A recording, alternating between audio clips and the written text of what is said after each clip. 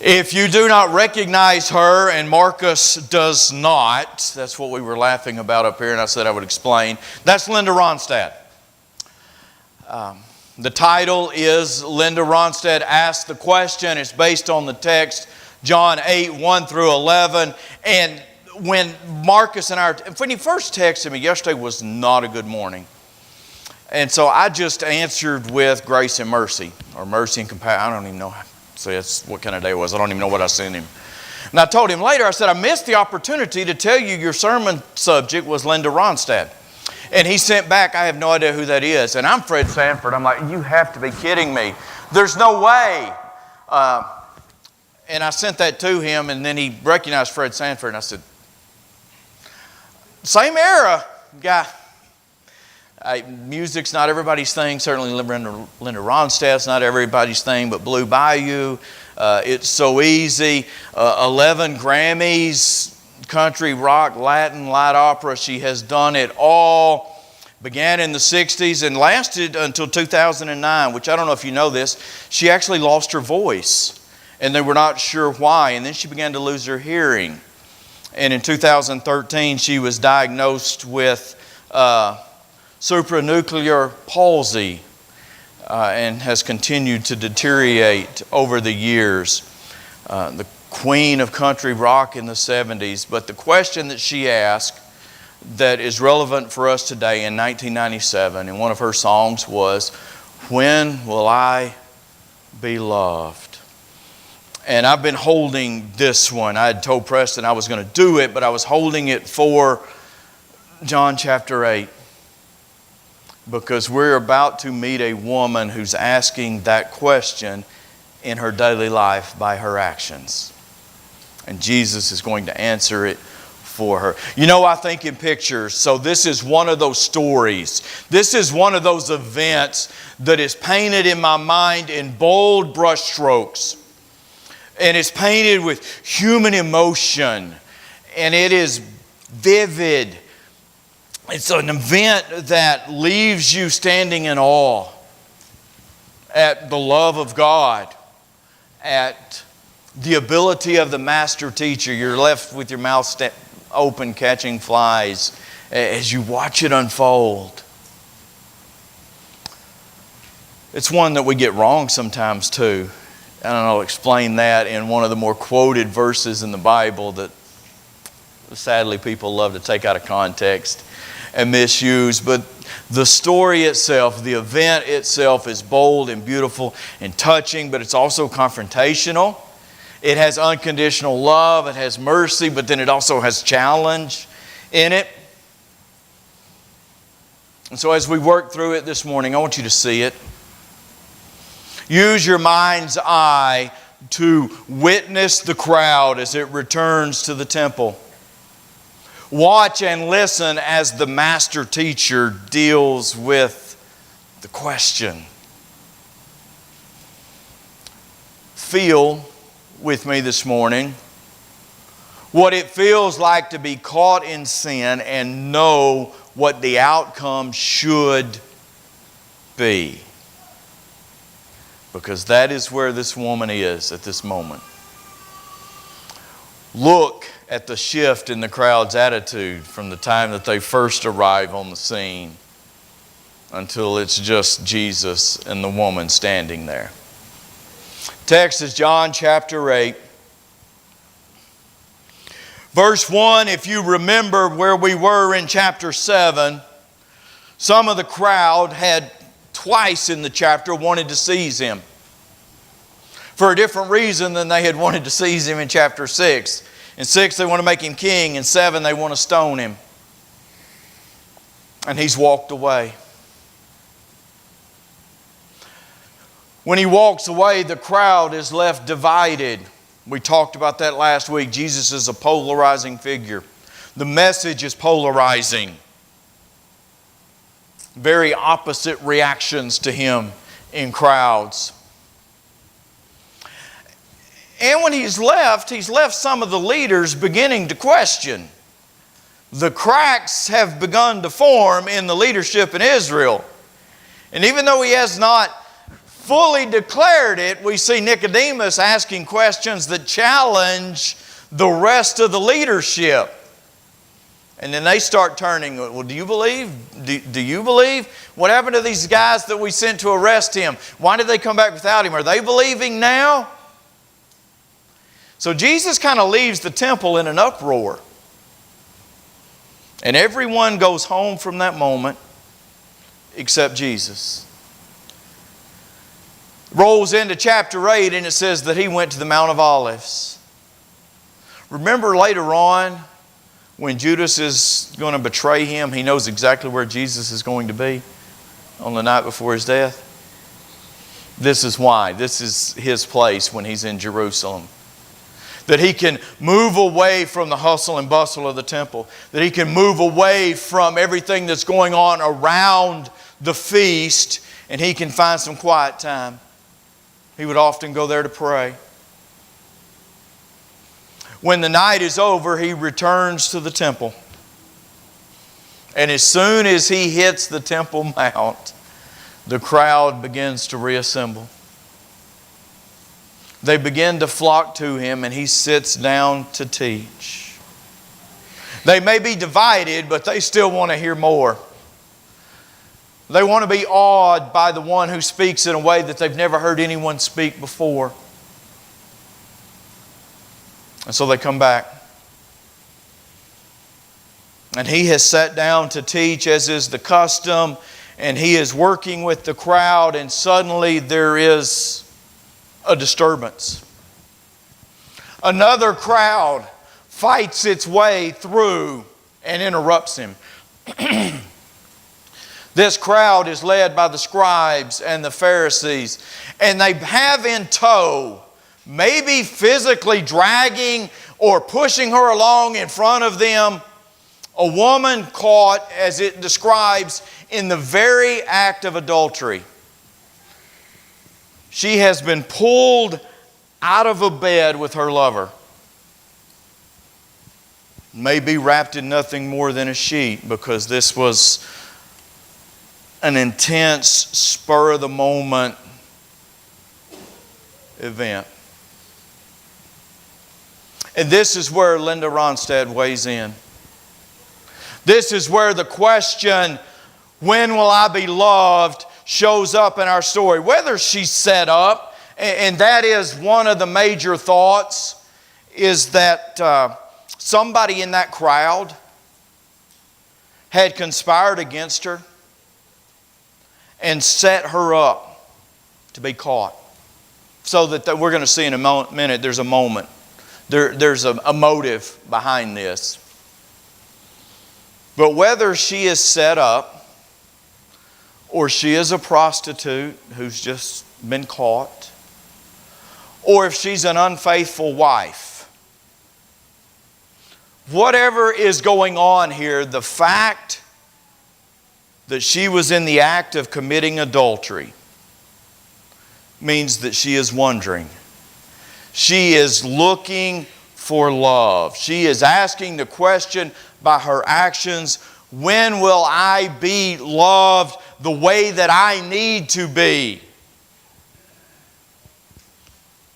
Now, before we continue with that story, here is the side note. Ears perk up. It is a loud, clear, resounding side note, especially for our younger people, but for all of us, and it needs to stick in your mind. It needs to have a post-it note, or it needs to have red letters that are blinking and pointing, and I'm begging and I'm pleading with you to hear this side note. Sex is not love. She can go outside of her marriage vows, or her lover may be outside of her marriage vows, or she may be a prostitute, or whatever the case is, a spur of the moment. Whatever it is that created the moment where she was caught was not love. Sex is an expression of love, but it is reserved for one man and one woman in marriage. Chasing sex will not lead to love. Hooking up will not lead to love.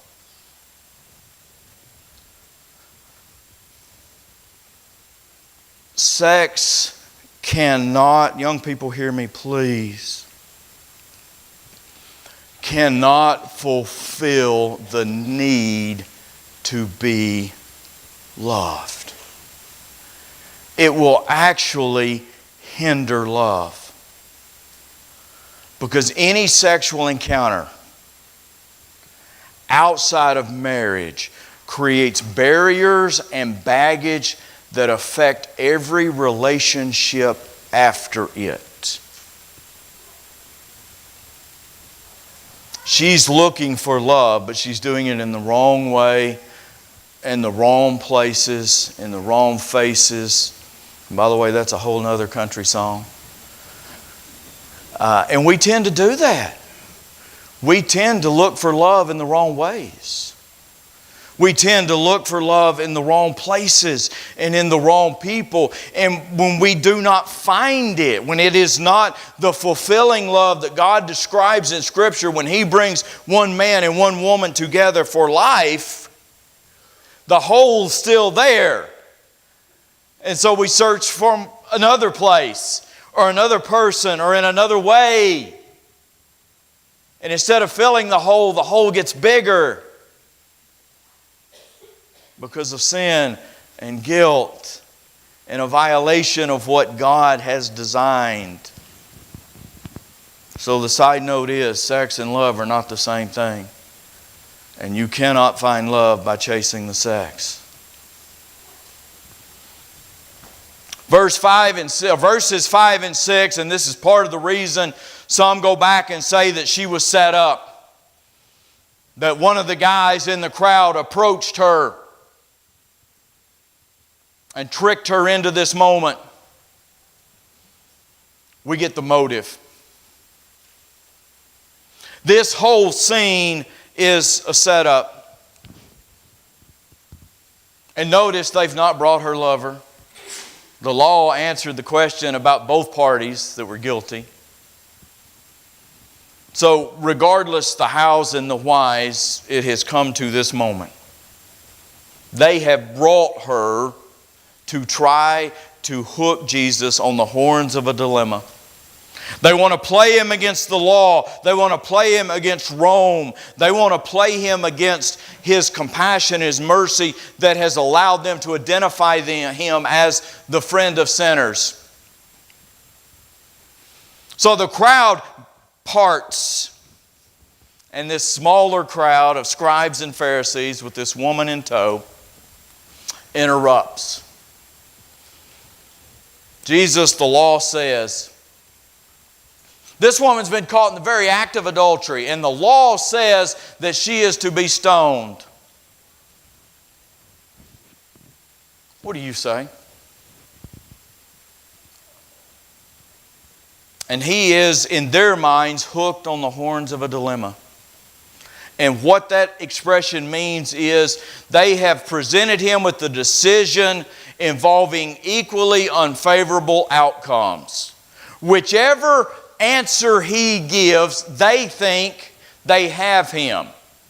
If he says stone her, well, this reputation that he has built as the friend of sinners, the reputation of compassion and mercy, it's out the window. Yeah, he sides with the law.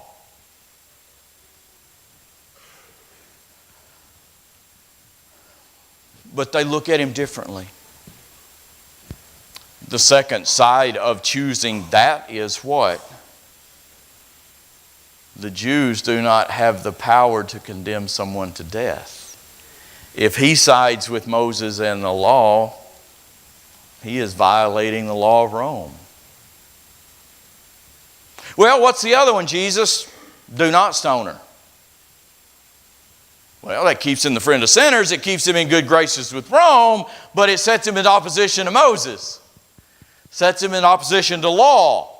Sets him in opposition to his father who gave the law through Moses. So the horns of a dilemma. So Jesus pauses. Now that I've heard it all, Jesus is pausing to collect his thoughts. Jesus is pausing because he doesn't know what to say. He's writing in the sand and he's doodling because he's at a loss. No. No. He's not buying time. Jesus is the master teacher. Jesus is the Son of God. Jesus is God in the flesh. God who knows the answer. He knows the situation. He knows it's a setup. Remember, we've already seen in John, he reads hearts. So he knows why the man's not there. He knows why they have brought her. He knows what he is going to say. He pauses because silence is one of the great tactics in confrontation. We talked recently that it's one of the great tactics in public speaking. It is also a great tactic when you are asked a question that you need to answer in the right way, and even though you know the answer, by pausing, you take control of the situation. Jesus, by pausing, bending down, writing on the ground, lets the scribes, lets the Pharisees know that he is in control. The answer comes when he wants it to come.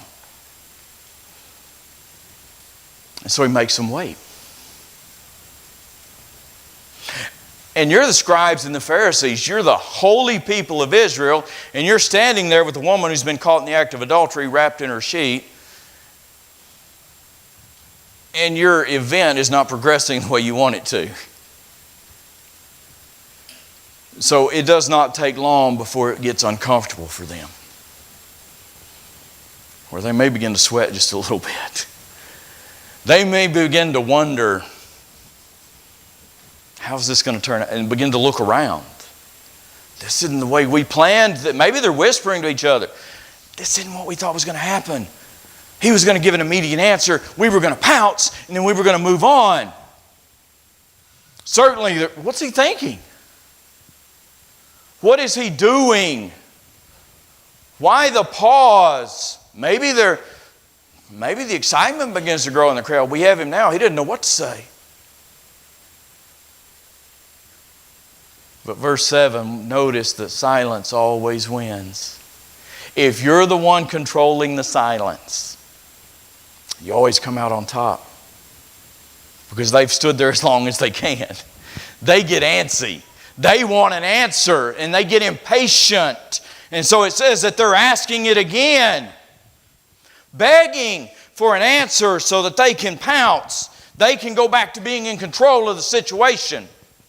And to me, and you can go from Matthew to the end of John, and there are these master teacher moments all through Scripture. But of all of them, this may be the pinnacle.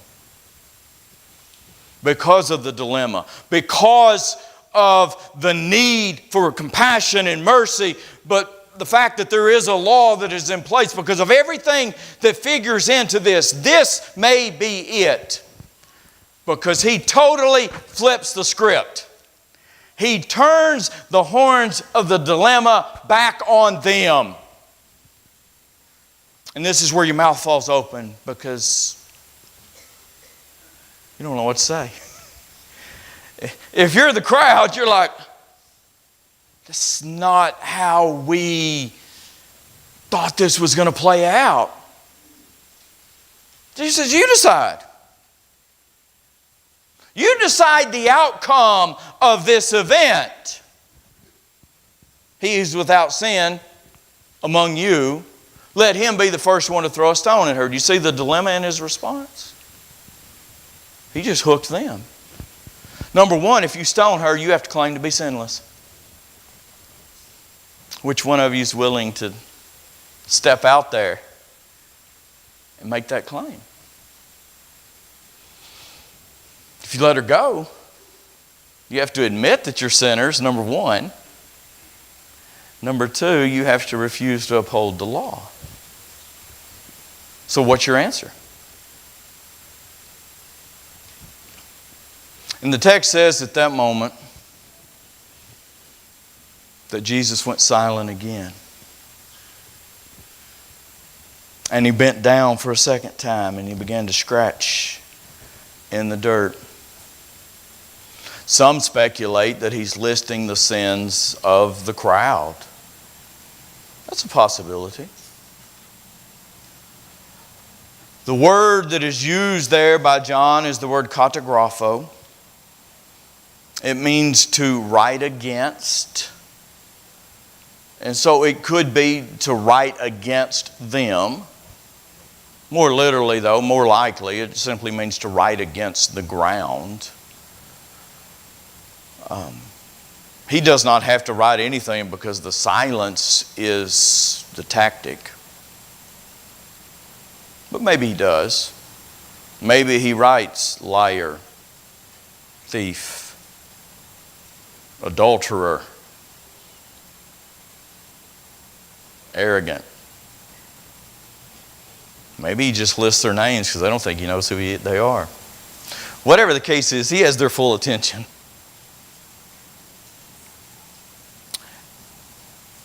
And then the text says that they began to, now mine got out of order somehow. The text says they began to walk away one by one. Started with the older, progressed down to the younger. So maybe it's the one who knows he has a whole lot of sin piled up versus the ones that hadn't had as many years to pile up sin. Maybe it's the wise versus the foolish, or the humble versus the arrogant. Whatever the case is, the rocks begin to fall as they drop them. And they bounce on the stone there in the temple. And they walk away. And Jesus, standing back up, the text says he found himself in the midst or the center, and there's no one there but the woman and himself. Where did they go? Did no one condemn you? Or number one, that means are there no witnesses now to the crime that they brought you here for? Where are the 2 or 3 that we're supposed to have under the law? They just forfeited their right to condemn you because all your witnesses disappeared. Where's the prosecution? Where's the one arguing the case against you?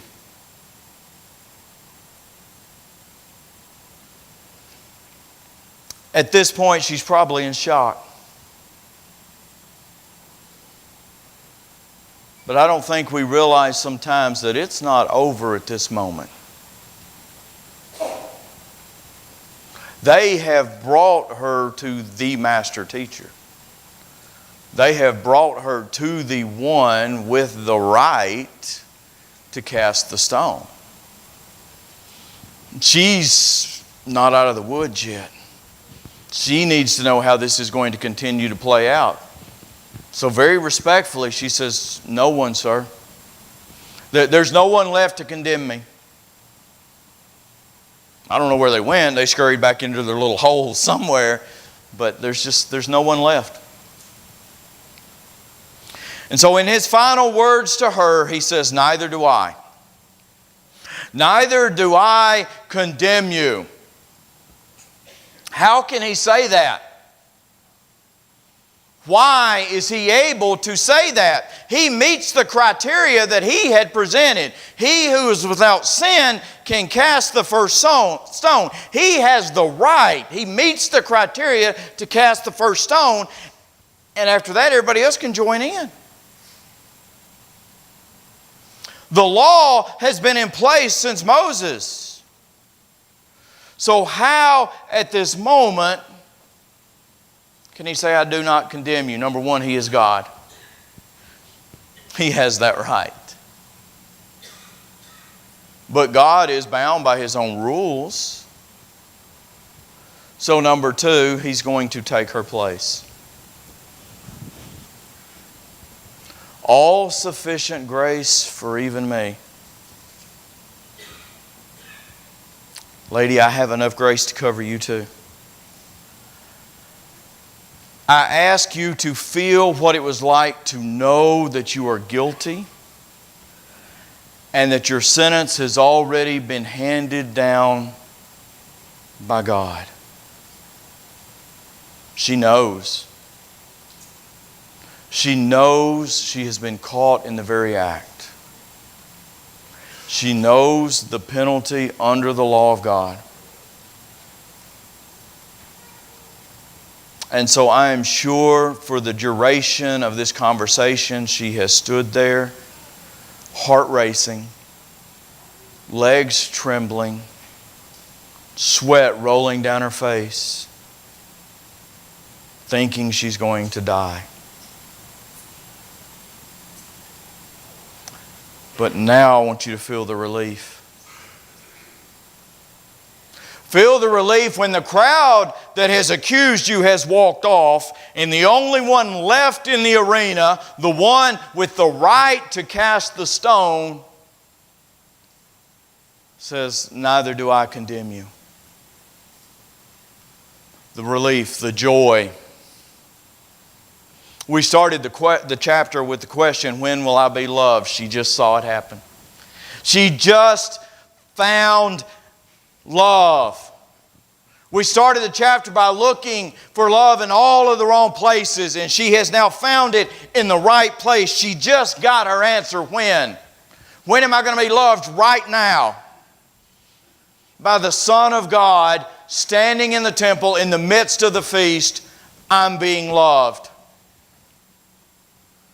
When am I going to be loved? I'm going to be loved on Calvary. Because He's then going to pay the debt that I just created. When will I be loved? Since before the foundation of the world. If you keep all of John in context, John chapter 3 and verse 16, God so loved the world, He gave His only begotten Son. When did He do it? He's the Lamb slain before the foundation of the world. She's always been loved. She just didn't know it. She didn't know how she was being loved or by whom. And then He also tells her where to continue to find that love. Look for it in the Father. Look for it in the Son. Go your way. But from now on, sin no more.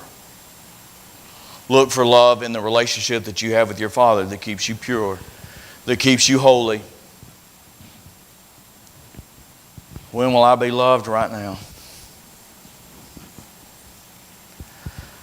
How will I be loved? Unconditionally. He is telling her in this moment, I love you so much, I will die for you. But at the same time, I'm going to confront your sin. And I'm going to tell you to get your life right. Unconditional love does that. Notice Jesus is not one who sugarcoats anything.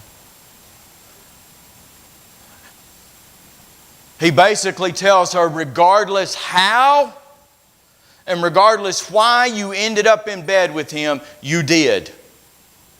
From this moment on, sin no more. That was sin. So stop. You have been granted a pardon. Do not abuse it. Do not go back and do it again. So the traits, as we look for our Jesus traits, we see unconditional love. We see mercy. We see compassion. We see the things that our world needs most. That I need most. That you need most. From a God who has the right to throw the stone. From the God who has the right to say guilty. Unconditional love sees through the sin. Jesus sees that there is a woman there who is broken and who needs Him. And the answer is not to condemn her at this moment. We find out later on in the book what love covers a multitude of sins. Not a multitude of sins. A multitude of sins. but it does not ever excuse sin. When that love, that unconditional love, that first of those Jesus traits, governs the mercy and the compassion, we learn to address the need without excusing the action. We help the one who's hurting. Confronting sin in a way that is productive, in the way that the master teacher does it, to help someone get past sin, requires understanding and compassion, not cruelty. If he had stoned her, she died lost. Confronting sin in a way that is productive requires humility, not pride. Notice the arrogant ones have walked away. It requires forgiveness and hope, not condemnation. I'm going to the cross so that you have hope. I'm going to the cross so I can forgive you. If we are going to reach those that we love, if we are going to reach the world at large, if we are going to reach the kids that we bring out of our community into our building this next week, these traits must dominate our interactions with other people. We must love. We must be merciful. We must be compassionate. We must help them overcome the sin problem. On the flip side of it,